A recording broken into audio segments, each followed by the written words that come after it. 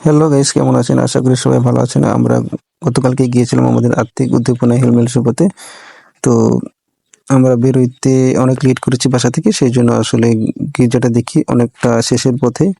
তো যাই হোক, ওভাবে করে আমরা গির্জাটা শেষ করলাম। তারপর আমরা গির্জা শেষে বাইরে গিয়েছিলাম। তো বাইরে থেকে আমরা ভিতরে আসছে দিয়ে শুনি যে তারা অ্যানাউন্স করছে যারা নাচ গান দিবে তারা যেন নামের লিস্ট জমা দেয়। তো ভিতরে গিয়ে দেখি লোকজন একদমই নাই, কারণ তারা বাইরে ঘুরছে।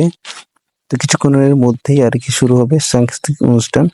তো তারপর আমরা দেখি পরে থেকে অনুষ্ঠান শুরু হয়ে গিয়েছে। আসলে আমরা বাইরে গিয়েছিলাম, সেই জন্য আসতে আমাদের লেট হয়ে গিয়েছে।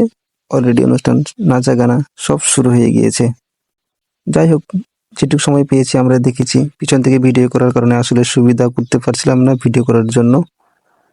দূরে থাকার কারণে আসলে ক্যামেরাতে ঠিক মতো আসতেছিল না নাচগুলা। জানি না কয়টুকু দেখতে পাচ্ছেন আপনারা। তো পরে আমরা স্টেজের সামনে গিয়ে নাচ গান দেখেছি ফ্রেন্ডরা মিলে, যেহেতু দূর থেকে দেখতে একটু অসুবিধা হচ্ছিল আমাদের, সেই জন্য। তো ছেলে মেয়ে অনেক সুন্দর নাচ করেছে, খুব ভালো লেগেছে। তারপর আমরা নাচ গান অনুষ্ঠানের ফাঁকে গান বইগুলো বিক্রি করছিলাম ফ্রেন্ডরা মিলে। সাথে আমরা অনেক আনন্দ করেছি, মজা করেছি, খুব ভালো লেগেছে।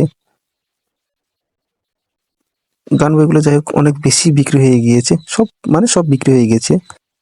এখন আমাদের খাবার পালা।